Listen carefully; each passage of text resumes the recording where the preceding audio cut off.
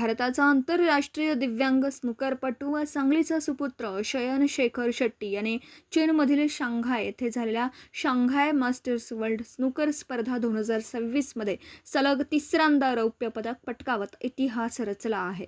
24 ते 28 जुलै या कालावधीत झालेल्या या प्रतिष्ठेच्या स्पर्धेसाठी China billiards and snooker association आणि world disability billiards and snooker यांनी शयनला विशेष निमंत्रण दिलं होतं. स्पर्धेत 18 देशातील 48 अव्वल खेळाडूंना आमंत्रित करण्यात आलं होतं. त्यामध्ये भारतातून सहभागी होणारा शयन हा एकमेव खेळाडू होता.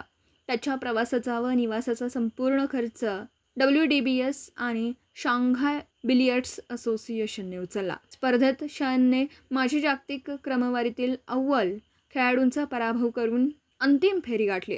अंतिम सामन्यात उत्कृष्ट खेळ करत त्याने रौप्य पदक पटकावलं आणि सलग तिसऱ्या वेळेस जागतिक स्पर्धेत सिल्वर जिंकण्याचा मान मिळवला.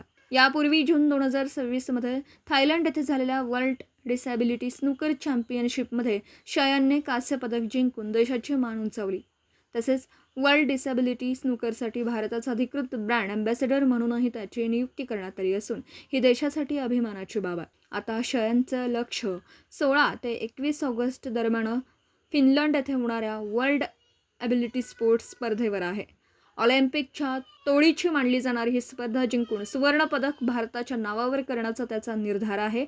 त्यासाठी सांगलीचे आमदार श्री सुधीरदादा गडगळे यांनी अभिनंदन केलं व पुढील स्पर्धेसाठी शुभेच्छा दिल्या. याप्रसंगी राष्ट्रीय कबड्डीपटू श्री अशोक अण्णा शेट्टी, श्री कीर्तन शेट्टी उपस्थित होते.